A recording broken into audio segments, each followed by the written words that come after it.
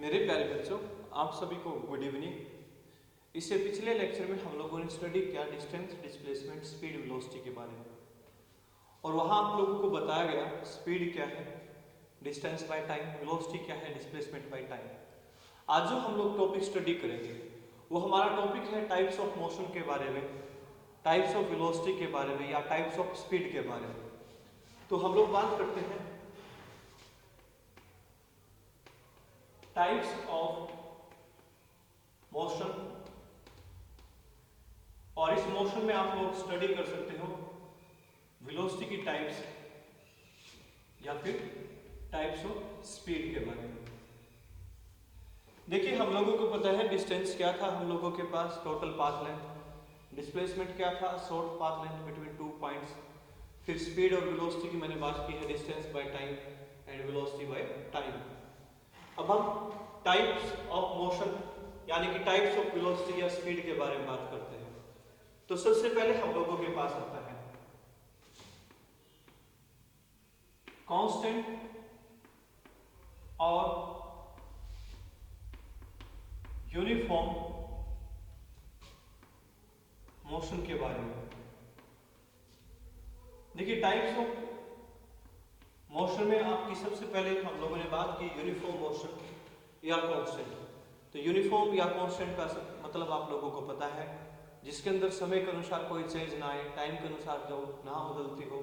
तो ऐसी जो क्वांटिटी है आपकी वो यूनिफॉर्म है या कांस्टेंट क्वांटिटी कहलाती है। अब आपके पास यहाँ क्या है, कांस्टेंट या यूनिफॉर्म मोशन है, यानी कि यूनिफॉर्म वेलोसिटी या यूनिफॉर्म स्पीड की आप बात करते हो यहाँ इस केस में। तो हम कहेंगे कि जब इक्वल डिस्टेंस या डिस्प्लेसमेंट को कवर किया जाए इक्वल इंटरवल ऑफ टाइम के अंदर, तो ऐसी जो मोशन है आपके पास वो क्या कहलाती है, यूनिफॉर्म मोशन कहलाती है। जैसे मैं अभी यहाँ एग्जांपल की बात करता हूँ,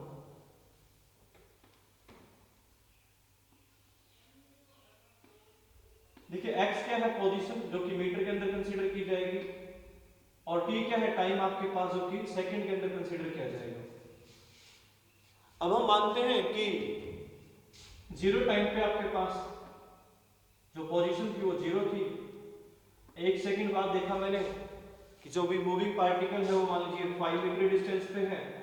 2 सेकंड के बाद वो 10 मीटर डिस्टेंस पे है। 3 सेकंड के बाद वो 15 मीटर डिस्टेंस पे है।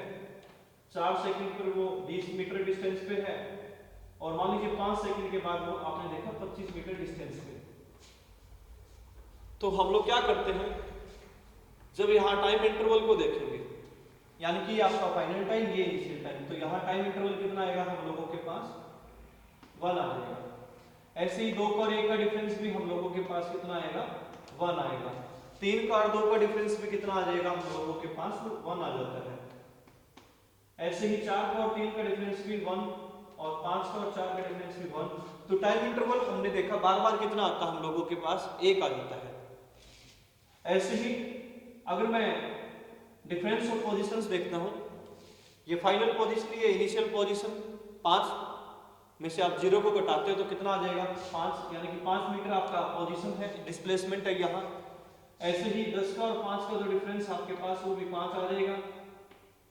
ऐसे ही 15 का और 10 का जो डिफरेंस है वो भी हम लोगों के पास 5 आएगा, और 15 का और 20 का डिफरेंस भी हम लोगों के पास 5 आ जाता है, और 25 का और 20 का डिफरेंस भी हम लोगों के पास कितना आएगा, 5 आ जाता है। तो इस तरीके से हम लोग देखेंगे बार बार आपके पास जो डिस्प्लेसमेंट है वो कितना आ जाता है, 5 आ जाता है। तो ऐसे टाइम पे जो मोशन होगी आपके पास वो यूनिफॉर्म मोशन कहलाएगी, और स्पीड है तो यूनिफॉर्म स्पीड, और वेलोसिटी है तो यूनिफॉर्म वेलोसिटी। तो देखिए, हम यूनिफॉर्म मोशन को लिखते हैं कैसे, जब इक्वल डिस्प्लेसमेंट या इक्वल डिस्टेंस कवर की जाए, कैसे, इक्वल इंटरवल ऑफ टाइम के अंदर, इक्वल इंटरवल ऑफ टाइम के अंदर। तो ऐसी कंडीशन में जो आपकी वेलोसिटी है या स्पीड है वो क्या कहलाती है, कांस्टेंट स्पीड कहलाती है या यूनिफॉर्म स्पीड कहलाती है। यहाँ इस तरह के टॉपिक के अंदर हमारे लिए जो सबसे जरूरी हो जाता है वो ग्राफ बनाने जरूरी होते हैं। तो अगर मैं यहाँ ग्राफिकल रिलेशन की बात करता हूँ तो एक एक्सिस के साथ हम क्या करेंगे, डिस्टेंस या पोजीशन को कंसीडर करेंगे और दूसरी एक्सिस के साथ हम लोग कंसीडर करते हैं किसको, टाइम को।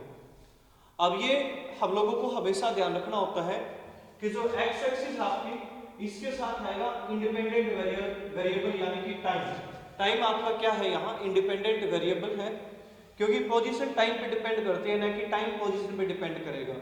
तो जो इंडिपेंडेंट वेरिएबल होता है वो ग्राफ बनाते समय हमेशा कौन से एक्सिस में जाएगा, एक्स एक्सिस के साथ जाता है, और जो आपका डिपेंडेंट वेरिएबल है वो हमेशा जाएगा कौन से एक्सिस के साथ, वाई एक्सिस के साथ। तो इसलिए मैंने क्या किया, जो वाई एक्सिस है उसमें कंसीडर किया पोजीशन को, जो कि हम लोग इसमें मेजर करते हैं मीटर के अंदर, और एक्स एक्सिस में हम कंसीडर करेंगे टाइम को। मैं एक बार दोबारा से बोलता हूं कि जो आपकी एक्स एक्सिस है उसके साथ हमेशा लिया जाएगा independent variable and Y axis के साथ जाएगा डिपेंडेंट वेरिएबल। तो यहाँ टाइम इंडिपेंडेंट है इसलिए एक्स एक्सिस में गया, और जो आपका पोजीशन है वो डिपेंडेंट वेरिएबल है इसलिए वो वाई एक्सिस के साथ जाएगा। अब आपके पास ग्राफ बनाए होते हैं आप लोगों ने, हम देखेंगे यहाँ ये मान लीजिए आपके पास 5 मीटर डिस्टेंस थी, ये 10 है, ऐसे ही 15 है आपके पास, फिर 20 है हमारे पास और 25 ऐसे हम लोग कंसीडर कर लेंगे। ये आपके पास टाइम 1 सेकंड है, फिर हम लोग कंसीडर करेंगे मान लीजिए आपके पास 2 सेकंड का टाइम, ये आपके पास 3 सेकंड है, फिर आपके पास टाइम आ जाता है कितना, 4 सेकंड का टाइम आ जाता है। ऐसे हम लोग टाइम को कंसीडर करेंगे। अब ग्राफ आप लोगों ने 10th क्लास के अंदर प्रैक्टिस की होती है, जीरो टाइम पे आपके पास जीरो पोजीशन, यहाँ आप एक डॉट बना दोगे। ऐसे ही 1 सेकंड पे आपके पास 5 मीटर पोजीशन है, तो हम ऐसे यहाँ एक डॉट बना देंगे। ऐसे ही 2 सेकंड पे आपके पास जो पोजीशन है वो 10 है, तो यहाँ एक डॉट बनाया मैंने, और 3 सेकंड पे आपके पास पोजीशन कितनी है, 15 है, यहाँ एक डॉट बनाता हूँ मैं, और ऐसे ही 4 सेकंड पे जो पोजीशन है हम लोगों के पास वो 20 है, ऐसे ही मैंने एक डॉट बनाया। और मैं क्या करता हूँ, एक ऐसी लाइन को ड्रॉ करूं जो इन सभी डॉट को मिला दे आपस में। तो एक मैंने यहाँ एक ऐसी लाइन को दिखाया है, तो ये आपकी एक स्ट्रेट लाइन आ जाती है जो कि 45 डिग्री का एंगल बनाएगी, किसके साथ, एक्स एक्सिस के साथ। तो ये आपकी जो लाइन है ये किस बारे में इंफॉर्मेशन देगी हमें, यूनिफॉर्म वेलोसिटी के बारे में, या यूनिफॉर्म स्पीड के बारे में, या यूनिफॉर्म मोशन के बारे में क्या करती है, इंफॉर्मेशन देती है। और यहाँ जो वेलोसिटी है आपकी उसको हम लोग नाम दे सकते हैं जीरो यूनिफॉर्म वेलोसिटी, क्योंकि ये जीरो से स्टार्ट हुई है इसलिए इसको जीरो यूनिफॉर्म वेलोसिटी या जीरो यूनिफॉर्म स्पीड आप इसको बोल सकते हो, क्योंकि ये कहां से स्टार्ट की, हम लोगों ने जीरो से स्टार्ट की है। ऐसे ही कोई ग्राफ आपका ऐसे भी आ सकता था, ऐसी लाइन भी आ सकती है, कोई न्यूमेरिकल डेटा अगर आपको ऐसे दिखाया गया हो तो उसको अगर आप प्लॉट करोगे तो हमारे पास पोजीशन वर्सेस टाइम कर्व जो है वो इस तरीके से भी आ सकती है। लेकिन इस ग्राफ में और इस ग्राफ में अंतर क्या है, क्योंकि यहाँ वेलोसिटी की कोई ना कोई फाइनाइट वैल्यू है, तो ऐसी कंडीशन में यहाँ जो वेलोसिटी होती है हमारे पास फाइनाइट यूनिफॉर्म वेलोसिटी कहलाती है। तो ये आपकी कैसी वेलोसिटी आ जाती है, फाइनाइट यूनिफॉर्म वेलोसिटी आ जाती है। तो ये आप लोगों के पास यूनिफॉर्म वेलोसिटी के अंदर स्ट्रेट कर्व्स अगर आती है, स्ट्रेट लाइंस अगर आती है, तो वो आपको यूनिफॉर्म मोशन के बारे में, यूनिफॉर्म वेलोसिटी के बारे में इंफॉर्मेशन देगी।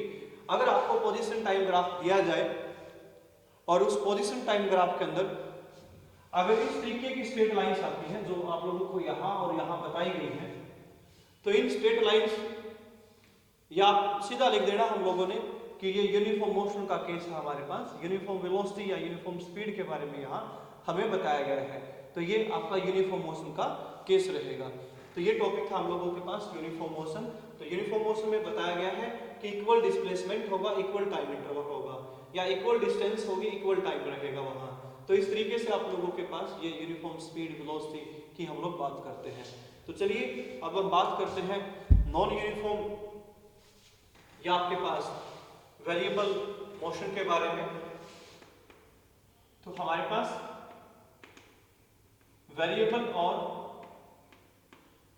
नॉन यूनिफॉर्म मोशन है। तो वेरिएबल और नॉन यूनिफॉर्म मोशन में क्या होगा हमारे पास, ये हम लोगों को यहां याद रखना होता है।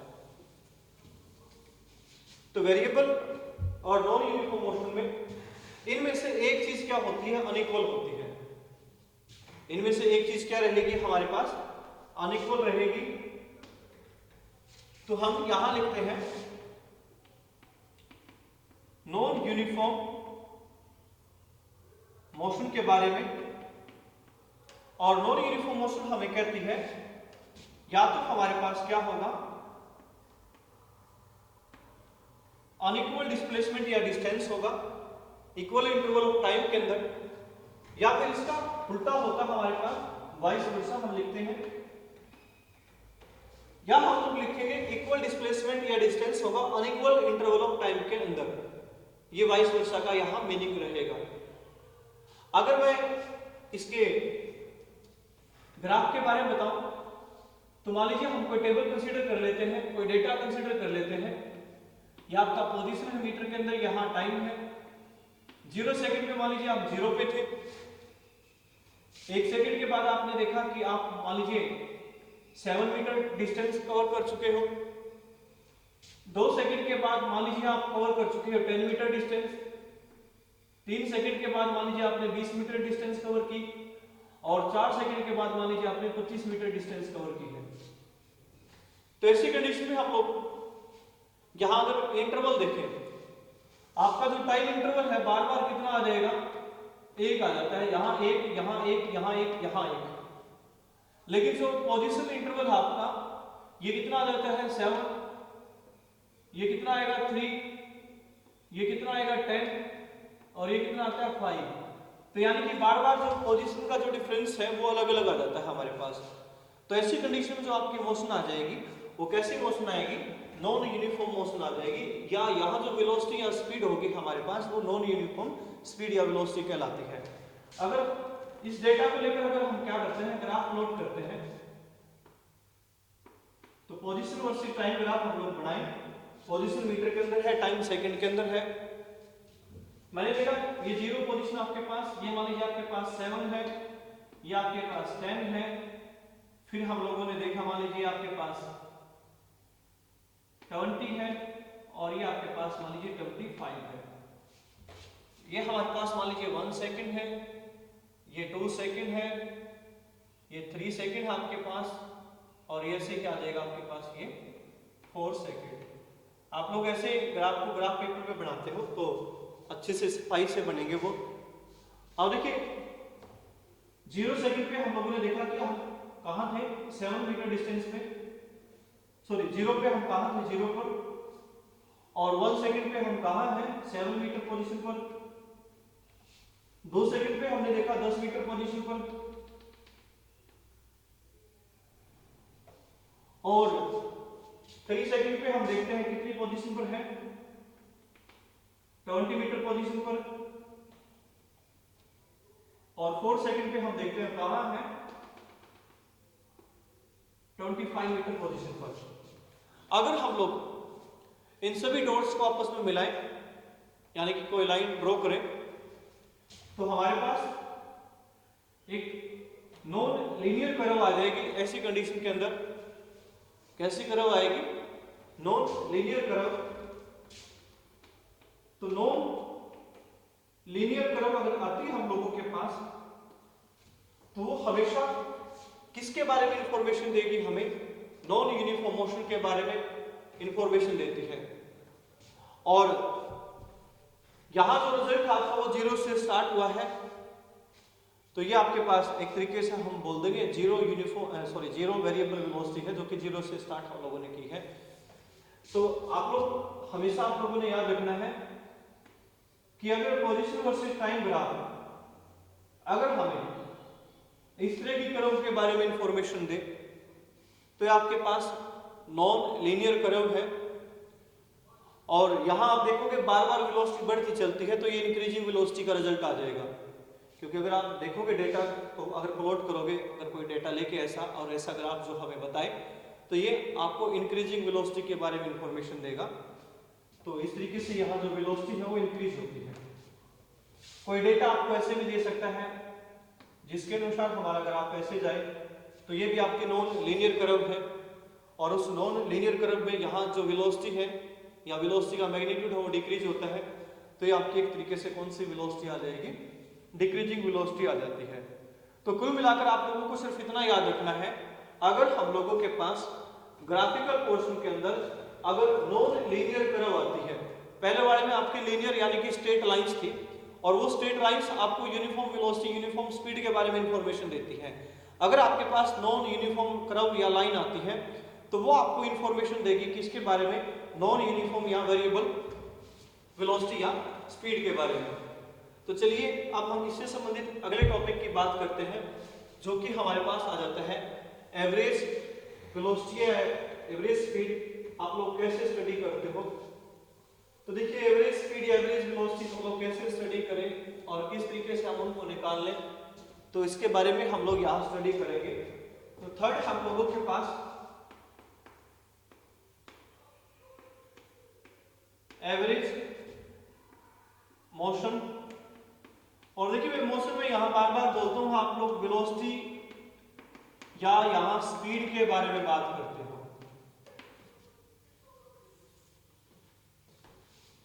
देखिए अब हम एवरेज कैसे निकालते हैं और एवरेज की हम लोगों को जरूरत क्यों है, तो हम लोग क्यों एवरेज के बारे में स्टडी करें। देखिए आप लोग मान लीजिए एग्जाम देते हो, 10th क्लास की मैं एग्जाम की बात कर लेता हूं। आप लोगों ने मैथ के अंदर मान लीजिए 80 मार्क्स लिए, आपने साइंस के अंदर मान लीजिए 90 मार्क्स लिए, ऐसे ही हिंदी के अंदर आपने मान लीजिए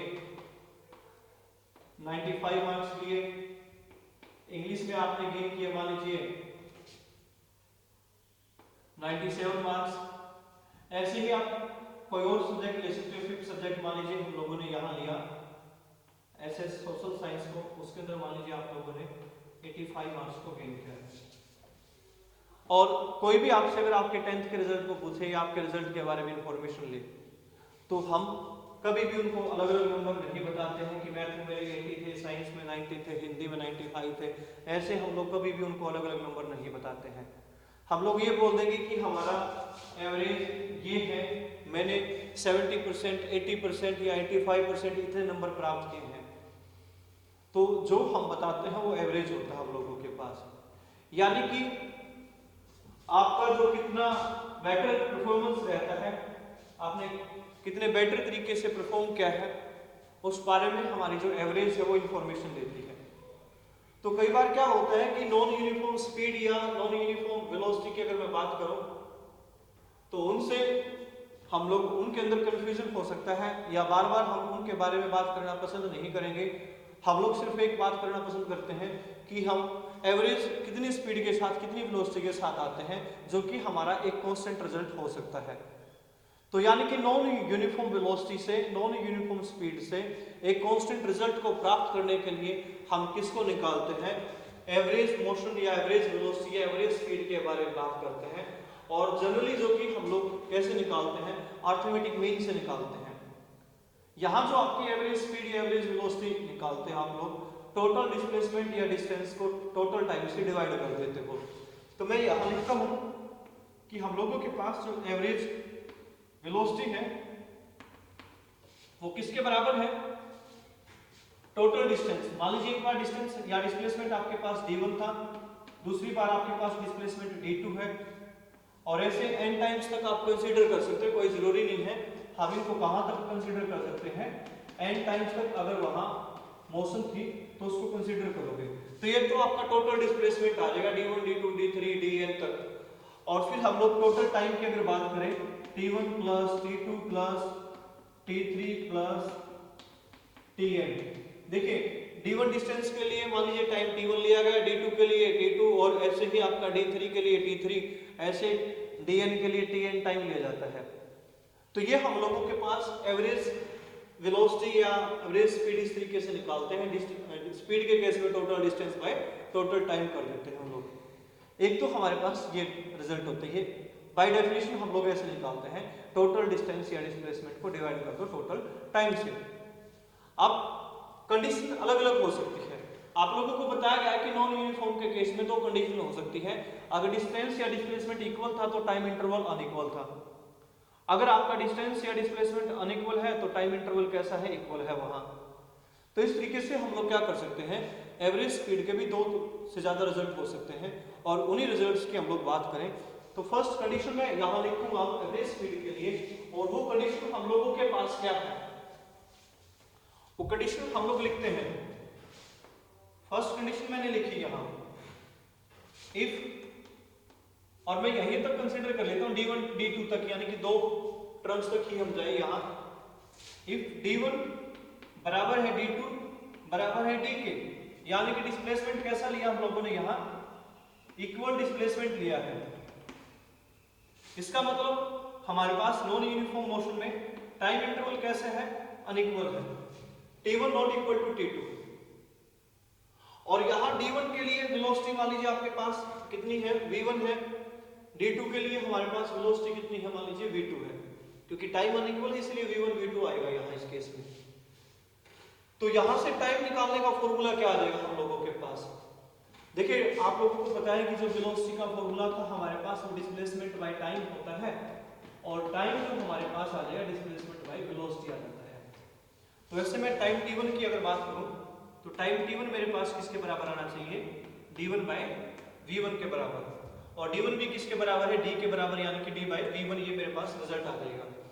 अगर मैं टाइम t2 की बात करूं तो हम लोगों के पास टाइम t2 किसके बराबर आएगा, d2 बाय v2 के बराबर आ जाएगा, d2 बाय v2, और d2 भी हमारा d के बराबर है इसलिए ये d बाय v2 के बराबर रिजल्ट आ जाता है। अब देखिए आपने क्या करना है, d1 की जगह पे d, d2 की जगह पे d, t1 की जगह पे d बाय v1 और t2 की जगह पे d बाय v2। तो ऐसा करने से हम लोगों के पास जो एवरेज वेलोसिटी आएगी, d1 की जगह पे मैंने d लिखा, d2 की जगह पे d, मैंने पहले ही बोल दिया था कि मैं दो टर्म्स तक ले रहा हूं, यहां n टाइम्स तक नहीं कंसीडर करता, सिर्फ मैंने दो टर्म मानी है d1 एंड d2। तो d1 की जगह पे d, d2 की जगह पे d, और डिवाइड में t1 की जगह पे आप लिखोगे d बाय v1, t2 की जगह पे d बाय v2। अब देखिए d प्लस d 2d, नीचे से d कॉमन, d से d कैंसिल हो जाएगा, तो हम लोगों के पास रिजल्ट बचेगा 2 bye 1 bye v1 plus 1 bye v2।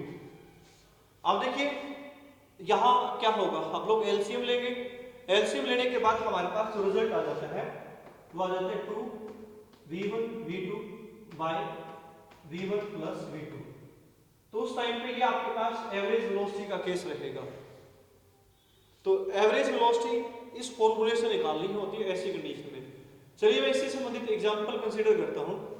मान लीजिए आप गए हो ए से बी तक, जो कि कितनी स्पीड के साथ, 40 किलोमीटर पर आवर के साथ, ए से बी तक गए हम लोग 40 किलोमीटर पर आवर के साथ,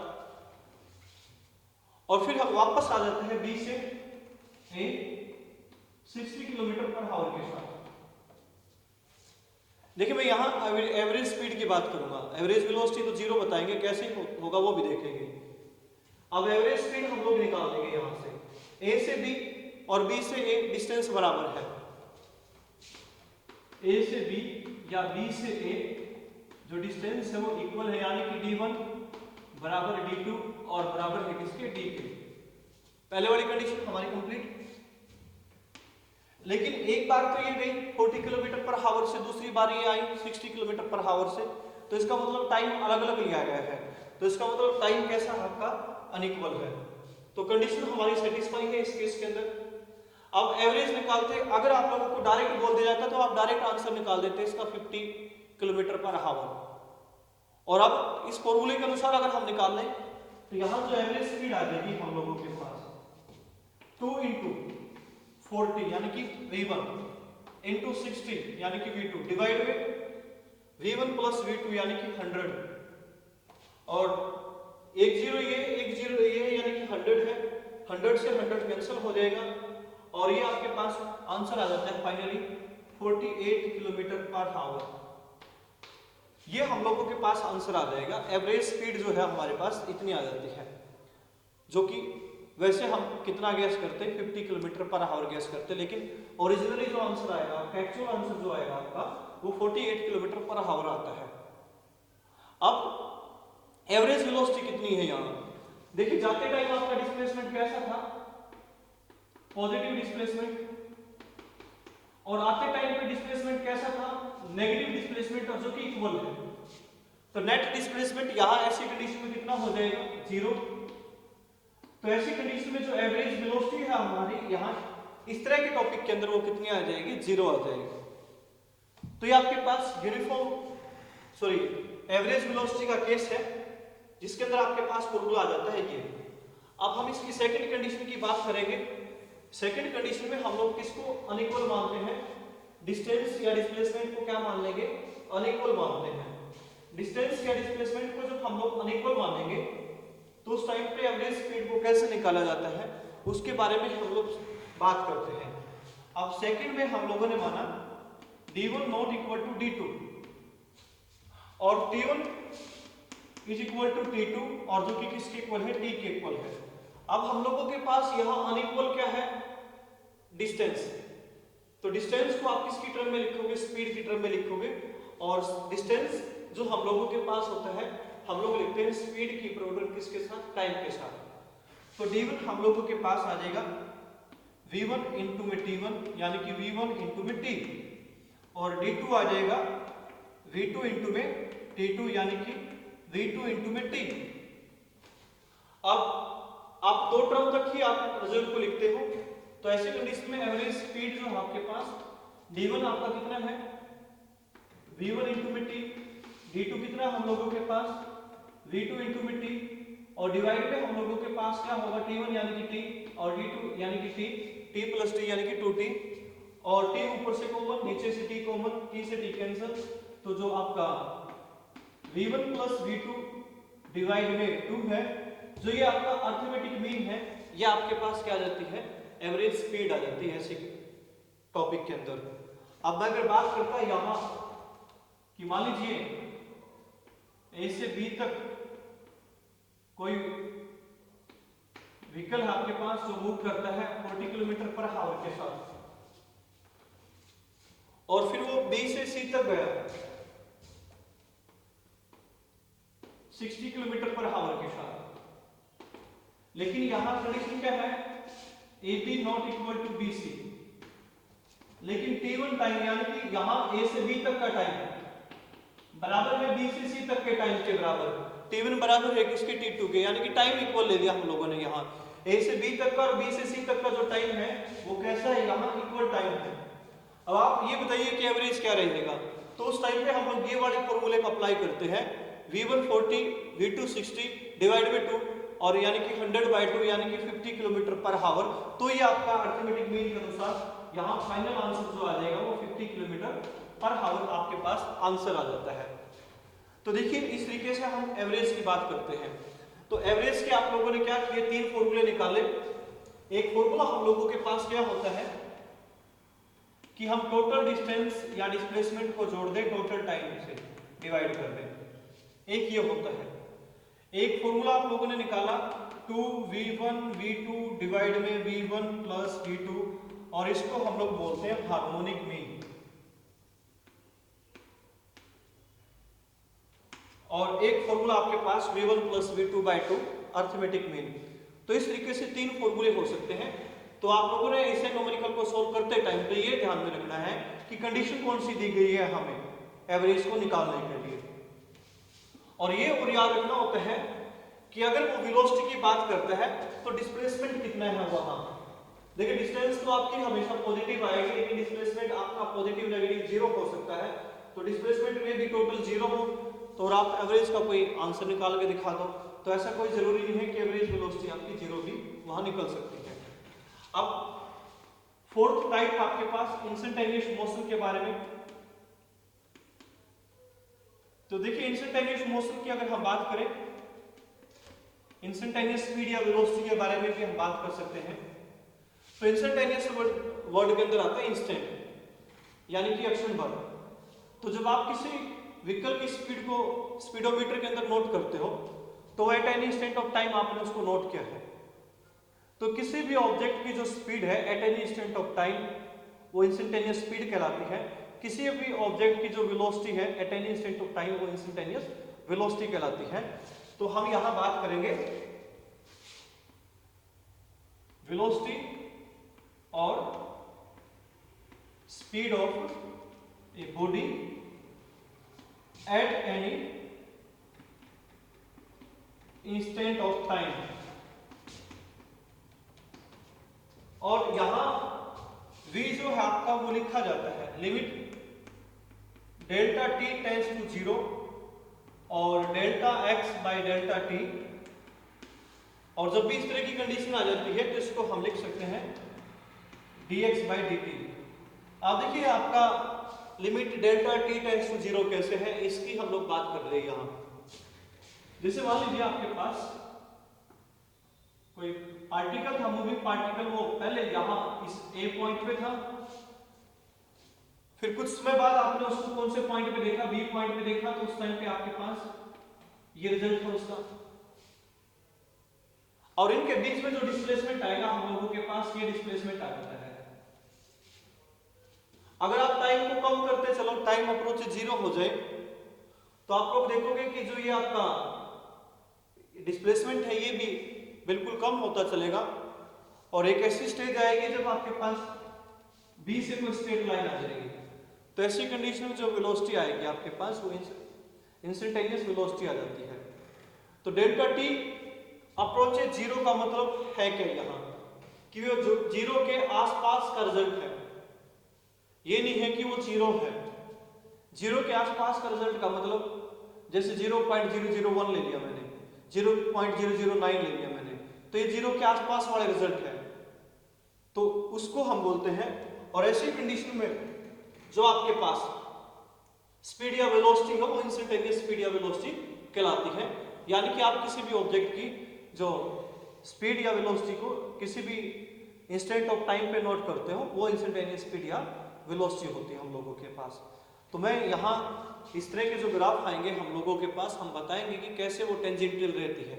ये किसी एक पॉइंट से टेंजेंटियल आएगी, क्योंकि अगर आप इस गैप को कम करते चलोगे, कम करते चलते हो, तो एक ऐसी स्टेज आएगी जब ये जो बी पॉइंट से आपको टेंजेंट नजर आएगा, तो ऐसी जो वेलोसिटी होती है आपकी वो टेंजेंटियल वेलोसिटी होती है। तो ये आपके पास टॉपिक था इंस्टेंटेनियस स्पीड। तो हाथ के टॉपिक में हम लोगों ने स्टडी किया टाइप्स ऑफ मोशन के बारे में। आप सभी का धन्यवाद।